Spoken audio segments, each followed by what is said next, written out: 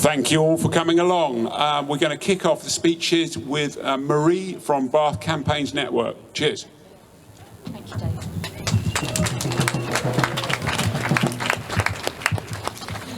Hi, I'd like to start off by paying tribute to the amazing speakers that we have here today who are speaking from the heart and sadly from experience, and also to Jane, who has worked tirelessly to put everything together, and everyone in Bath Campaigns.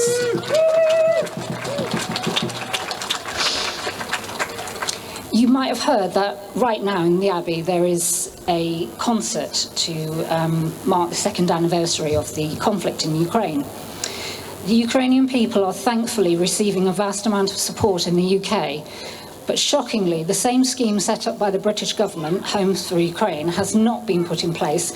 In fact, it was rejected outright by Rishi Sunak, and Keir Starmer enabled it. The head of the Church of England, Archbishop Justin Welby, has been tirelessly supporting the Ukrainian people, but he's been suspiciously quiet regarding Palestine. Don't their lives matter to him? He's both siding like a lot of people. Whatever happened on October the 7th does not justify the genocide that followed. It doesn't justify the destruction, and the slaughter was wholly disproportionate and completely unethical. The world leaders and the media have been extremely quiet regarding Palestine, enduring 75 years of bombing, land grabbing and murder. The destruction of a beautiful, beautiful country where UNESCO World Heritage Sites sit amongst bustling cities and universities that gave the world doctors and leading academics. And it was supported and funded by and armed by the UK and America, still. After World War II, the UN coined the phrase, "never again," and the world agreed wholeheartedly. And yet, since October, for the last 4 months, civilians, including elderly, the sick, children, pregnant women, are being herded like mice into a trap by the Israelis. 1.5 million traumatised families and children are now trying to live in a refugee camp the size of Heathrow Airport. Water, food, medical aid is blocked by the Israelis. It's not a refugee camp, it's an extermination camp. The self-proclaimed most moral army in the world kills babies, children, innocent civilians, journalists, doctors, nurses, aid workers with impunity. Even an unborn baby is a terrorist in their eyes. It is abhorrent that the UK and America refuse to acknowledge this slaughter. They refuse to say it is ethnic cleansing. Politicians from all sides were swift and keen to attach these words to Putin's invasion of Ukraine, but not to the Israelis' constant attacks on Palestine. A truly wicked event has unfolded before our very eyes. Sadly, this time the victims are filming it themselves. Netanyahu does not want peace. He simply wants Palestine. I'll close now, but if you can spare a little money, no matter how small, for medical aid for Palestine, please just find somebody shaking one of the buckets. But thank you so much, everyone, for coming. It's amazing to see you all here today. Thank you. Good afternoon. Our focus today is the arms trade. On October the 31st, F-16 bombers at the IDF struck the Jabalia refugee camp in northern Gaza. Reports on CNN carried the following quotes from an eyewitness. "I was waiting in line to buy bread when suddenly, without any prior warning, 7 to 8 missiles fell from an F-16 onto the refugee camp. There were 7 to 8 huge holes in the ground, full of killed people, body parts all over the place. It felt like the end of the world." Components for the F-16 bombers are produced in Kent. And according to the Campaign Against the Arms Trade, 15% of the value of each of the more modern F-35 bombers used by Israel come from factories in the UK. I'm sure everyone on this march condemns, as I do, any loss of innocent lives in this war. It's truly shocking, therefore, to find that British companies are involved in arming Israel and feeding the ongoing apocalypse. According to the campaign against the arms trade, since 2008, the UK has licensed the export of arms worth at least 560 million to Israel, £1 million to Israel. I say at least because astoundingly, many of these arms export licenses are open. That means there is no cap on their value. So in truth, we don't know what the scale of these lethal exports is. Under its arms export policies, our government is obliged to suspend arms export licenses if there is a clear risk that British weapons might be used in violation of international law. If ever there is a case where it's clear that international law is being violated, it is now. Amazingly, just over a week ago, a High Court dismissed a case calling for the cessation of UK arms sales on the basis that, but don't worry, the Department of Business and Trade under Kemi Badenoch has said that it will keep arms export licenses under careful and continual review.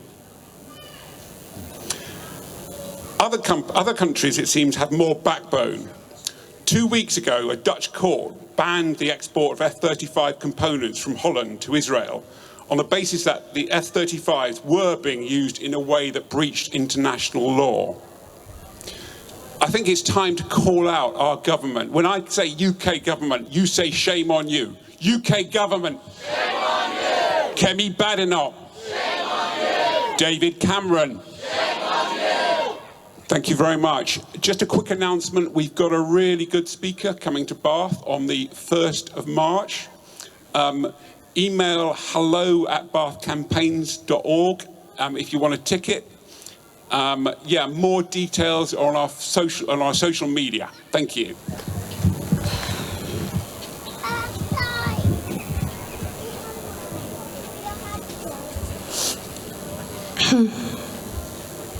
I'm so scared. Please come.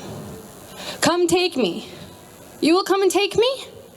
These are the repeated words of Hind Rajab, begging for the Palestinian Red Crescent to rescue her. She was trapped in a car by Israel with her dead relatives, which they had killed moments before. After 3 hours, the line cut. Hind, along with her attempted rescuers, murdered. Months earlier, the grandfather of 3-year-old Reem Ali Badwan held and kissed her small body for the last time before laying to rest the soul of his soul. And just a few weeks ago, little Sidra Hassuna went from a 7-year-old filled with joy despite the circumstances to dying in the most inhumane way. These are just 3 of the almost 13,000 children Israel has murdered. Not just killed, but killed in the most inhumane circumstances. Their last moments spent under the rubble, crying out, begging for help, but like Hind, dying alone and scared. That's not to mention those who are still living but barely. The injured, the orphaned, the sick, the starving, the psychologically damaged beyond repair. I can't look at children the same anymore. I have a 4-year-old brother. I love him more than anything, but now that love is intertwined with the pain of the little boys in Gaza that look like him, maybe even share his name, but rest in mass graves. Every precious moment is tainted by Israel's inhumanity. I can't wish him good night without thinking of the orphans falling asleep in a cold hospital with no idea what the next day has in store for them. I can't watch him run without thinking of the images of amputated children. How am I supposed to watch him grow without grieving the 13,000 who never will? Once a source of innocence and hope, children are now a reminder of the horror in Gaza. Every day I walk through Bath and I see kids enjoying the carefree happiness that they deserve. Yet, after my heart softens, it's always followed by a visceral punch to the gut. I can't help but think, why not our babies? What makes our children different? Why is their innocence not a sacred thing worth protecting too? They are less worthy of life because they are Palestinian. A word they were too young to even pronounce, much less understand the implications of. They were too small to grasp why the world wanted them gone. Yet in a span of a few months, they went from not being able to comprehend the concept of death to wishing for it so that their suffering would end. Shame on everyone who stole their childhood. The weapons manufacturers right here in the UK who profit off their pain. The media who cloaks each killing in the passive tense, not even offering justice in their deaths. The politicians who drop their kids at school and then go to Parliament and debate whether 13,000 is really enough for a ceasefire, is really enough to call it a genocide. Just this week, the UK abstained from a UN ceasefire vote, while my home country of the United States single-handedly vetoed it. The selfishness, the cowardliness, the racism of those that claim to represent us makes us furious. And underlying this anger is the quieter, yet more constant grief. Today is about giving that grief a voice. While we have and will continue to fight for those who live, let us also honor the children we've lost, those who even our best efforts will never bring back. Today, we will hold a kind of funeral procession for the victims, honoring them by announcing their names as we march, and then assigning blame where it belongs, killed by Israel. For example, Hind Rajab, killed by Israel. Reem Ali Badwan, killed by Israel. Sidra Hassouna, killed by Israel. Let's continue to do this as we march along. These past few months, we have been charging nonstop to fight the injustice, as we should. But I think anger is an easier emotion than grief. Because once we stop, we're forced to face the sheer amount that we have lost. But the losses and all their severity are worth remembering, however painful. Because if we don't memorialize them, who will? So when you hear a siren, then the march stops and we take a moment to reflect in silence. We've passed around signs with the names and faces of the children, as well as shrouded bodies, reminiscent of those that we've seen mothers wailing over in Gaza. Hold them up high as we reflect and invite onlookers to join us in understanding just how much agony we are grieving. And of course, we will continue to chant, "Free, free, Palestine," honoring the dead by fighting for those they left behind. We will display how our hearts have alternated between sorrow and anger, demonstrating the complexity and depth of Palestinian pain. There's so much to grieve, but for the next few hours, I want you to pick just one child and keep them in your heart. Maybe one you saw on social media whose face you will never forget, or better yet, one of the thousands upon thousands of nameless children whose stories will never see the light of day. When we are silent, mourn their dreams and their futures. And when we chant for a free Palestine, do it for the free Palestine that they deserved to see. Know that their souls are marching by us here today. And know that after the march, their eyes will continue to look down on you, hoping you will carry on the fight against the occupation they were too young to understand but lived and died by.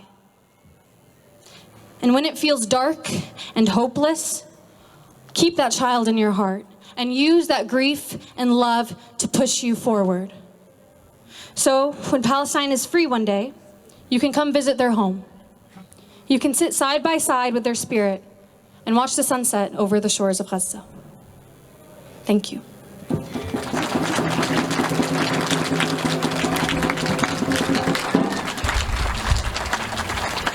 Let's get started. We have one more Palestinian speaker who wants to share something.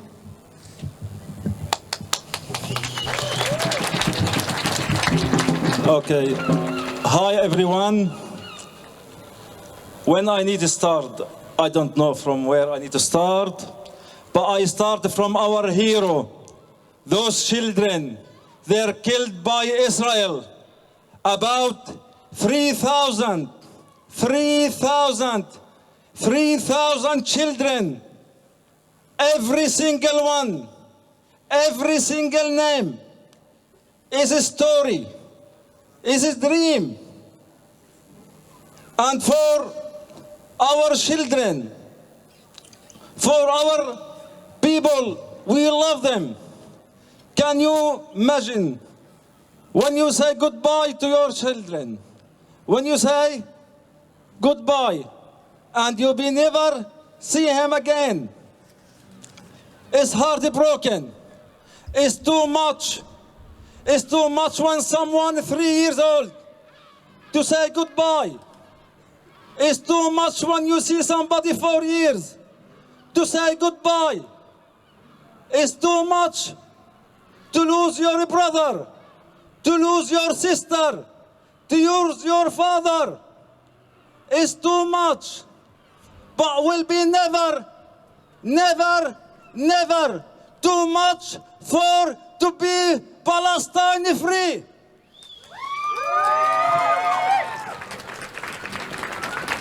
And that is the message from all the people die. Their dream was to be Palestine free. And we here, and together, and one day, all of you will be coming to Palestine as a visit. And Palestine will be free.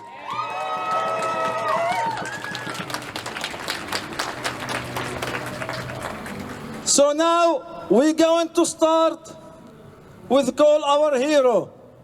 And remember, every single one is heartbroken. And I know from the people I talking to, some people didn't manage to say goodbye to their children.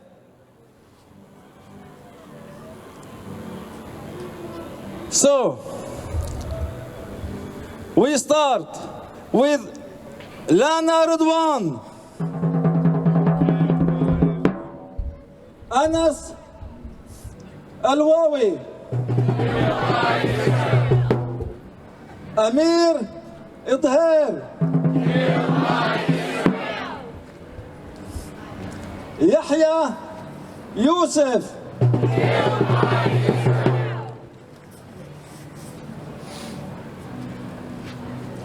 Adam Al-Baqa, Reem Al-Baqa.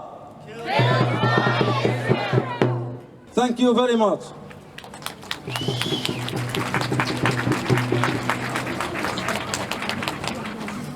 Get started. Jihad al-Dali. Goodbye, Israel. Dina Abu Sultan. Goodbye, Israel. Hamza Ghaith. Goodbye, Israel. Yasser Sanallah. Goodbye, Israel. Yara Muhammad Jabir Abu Zarqa. Goodbye, Israel. Sausan Tamer Hosni Azzam. Goodbye, Israel. So if you want to take a moment out of your day to pause, to honor young children as little as 1 day old who have been killed by Israeli forces, we welcome you to join us.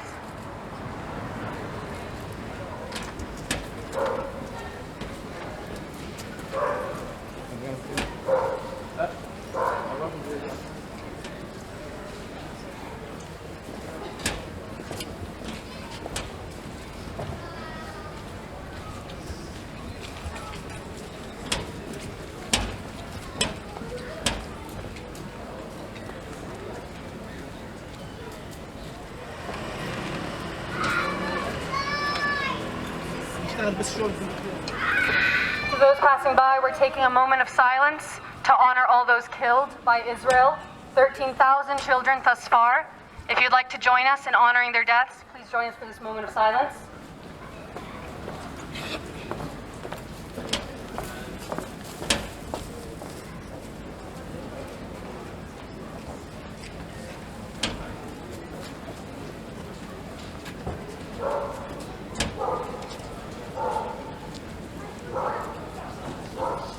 Okay, thank you everyone. Now let's start chanting for those who are still alive.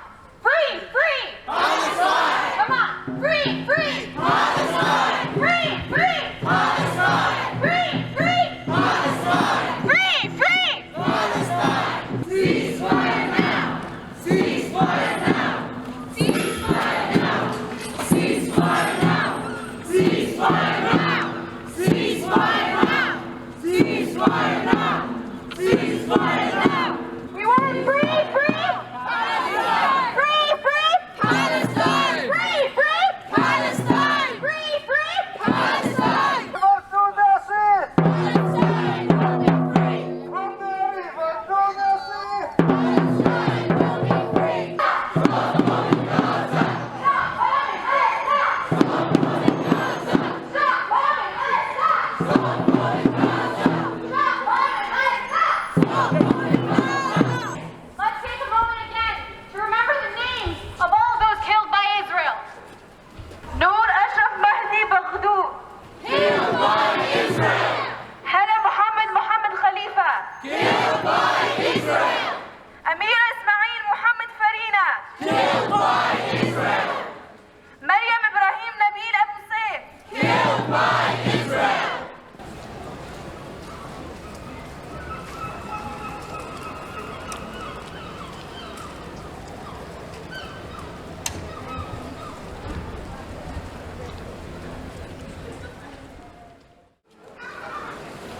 Adam Ramzi Yusuf Al-Dabbagh.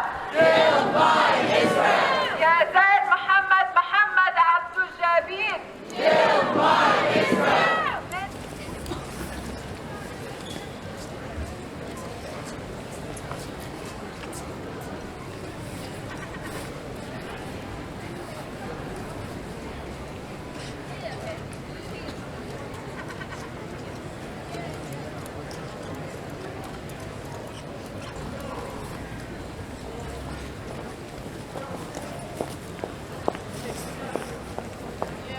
أمير محمد مصطفى عثمان. Killed by Israel! فيلا أحمد حسين مادي. Killed by Israel! بنزي فادي سالم النبيه. Killed by Israel! صبا محمد عماد شلاق. Killed by Israel! البراء محمد سمير أبو تميمة. Killed by Israel! محمد إبراهيم المملوك. Killed by Israel! عوف محمد حسين العليل. Killed by Israel! عطاء موسى خليل أبو نصيرة. Killed by Israel!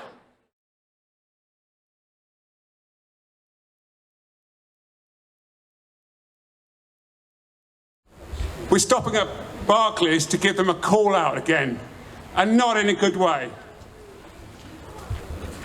Barclays helps finance Israel's military machine. According to a 2022 report by War on Want, Barclays Bank owns shares worth over 1.3 billion in companies supplying Israel with weapons and military technology used in violence against Palestinians. In addition, Barclays provides these companies with over £4 billion of loans and other financial services. What are these companies? Elbit Systems, Israel's largest private arms company.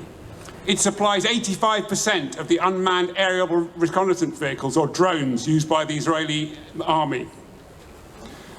Elbit Systems weaponry has been extensively used in Israel's deadly bombardment of the Gaza Strip.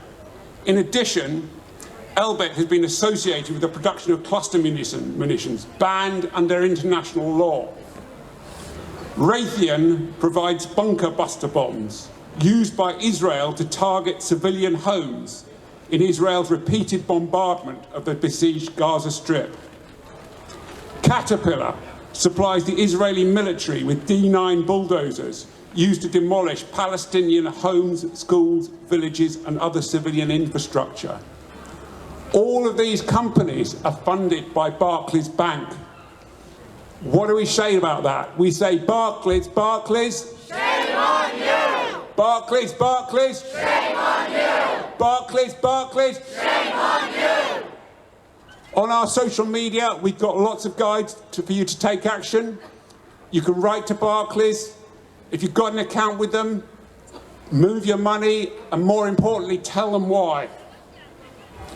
On October the 31st, F-16 bombers of the IDF struck the Jabalia refugee camp in northern Gaza. Reports on CNN carried the following quotes from an eyewitness. "I was waiting in line to buy bread when suddenly and without any prior warning, 7 to 8 missiles fell from an F-16 on the camp. There were 7 to 8 huge holes in the ground, full of killed people, body parts all over the place. It felt like the end of the world." Components for the F-16 bomber are produced in Kent.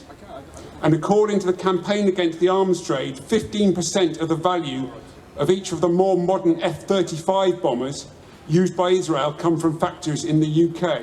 According to the Campaign Against the Arms Trade, since 2008, the UK has licensed the export of arms worth at least £560 million to Israel. Under its arms export policies, our government is obliged to suspend arms exports if there is a clear risk that these weapons might be used in violations of international law.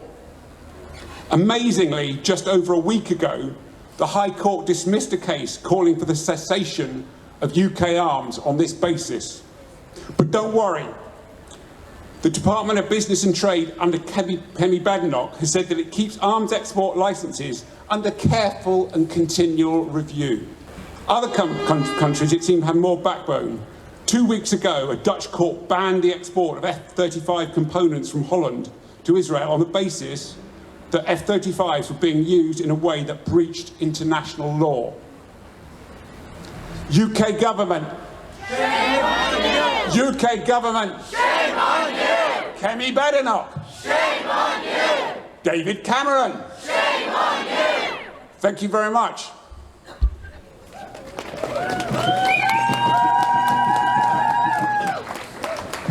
This has been a marvellous and encouraging mass demonstration of support for the people of Gaza today. But unfortunately, politicians, the people who make the decisions, the people in Parliament can turn a blind eye to demonstrations, as we saw in the shameful scenes in the House of Commons this week. But there is something we can do to keep this on the political agenda, particularly as David's made the case for stopping the licensing of arms supplies to Israel. I've been in contact recently with the Bath MP, Vera Hobhouse, asking her to put forward for the Liberal Democrat Party to either put a question in the House or to put a motion calling for the suspension of arms to Israel. She promised to do something about that, but I am one person. And now, one thing we know in this country, in UK, is that MPs take note of the number of complaints, protests and appeals that they receive from their constituents. So what I'm asking you to do, if you're a Bath a member of the Bath constituency, parliamentary constituency, is to send an email to Vera Hobhouse, your MP. All you have to do, you can find her contact, you just Google contact Vera Hobhouse MP, you'll get her contact details, and just a simple email that says 3 things. 1, the UK is likely to be complicit in acts of genocide and can be, in the future, brought before an international court of justice. That's point 1. Point 2, Britain is illegally probably under this provision of supplying arms to Israel. So it must revoke those licenses. And thirdly, will the Liberal Democrat Party of which I am not a member, I am not a supporter, but this is our MP, a Liberal Democrat, put either a motion to Parliament or ask a question of the relevant minister demanding suspension of arms suppliers, suspending the contract. You can do this quite easily. It's one thing what you can do. 1 or 2 people, not much difference.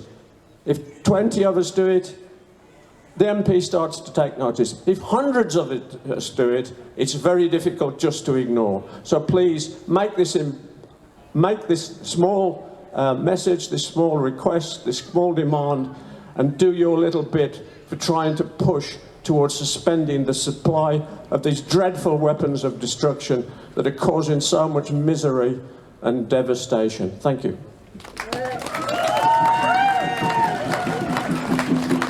Thank you very much, Bryn. That's a very good point about taking things forward from this day.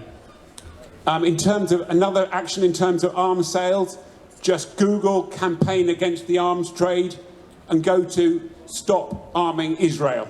And they've got a letter you can send in 2 minutes to call for the UK to stop arming Israel. But do what Bryn says as well. Thank you very much.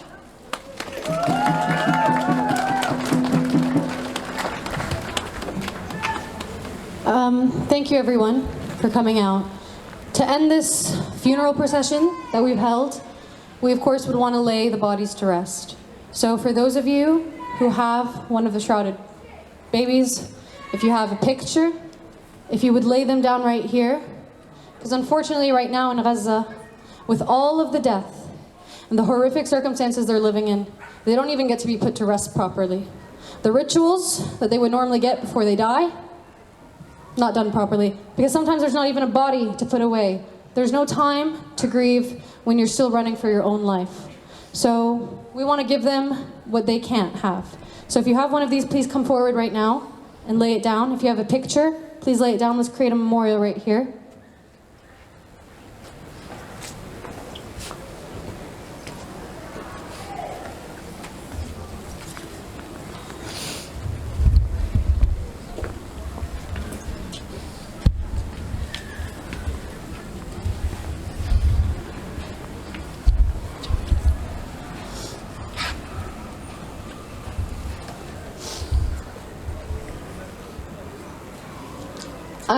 I hope that wherever their souls are resting right now, they can see this, because in their life, they didn't know that people were thinking of them.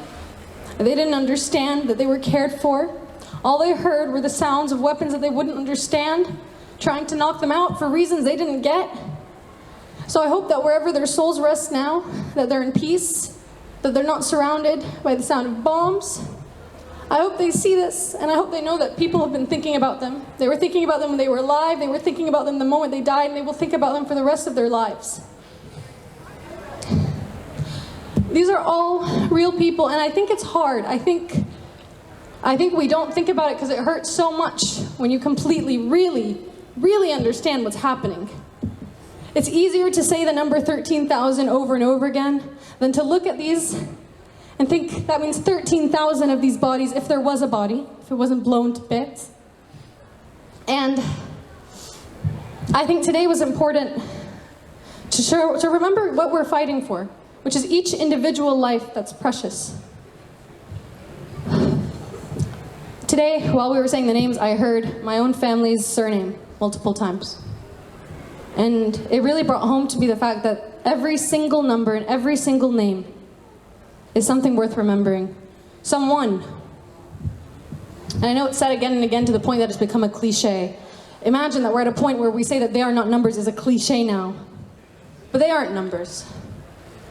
And thank you everyone for recognizing that and for fighting to stop that number from growing.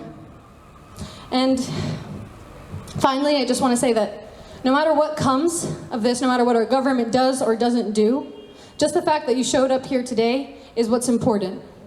Just the fact that there's a community here, a community of people who are hurting, here to support one another, this in and of itself is an important act. And so when anyone tells you that what we're doing doesn't matter, I want you to remember this and tell them that it matters. I want you to remember me and the other Palestinians in this crowd and how you've touched us by showing up here today, and know that it mattered. Thank you so much for being here. Please continue to show up.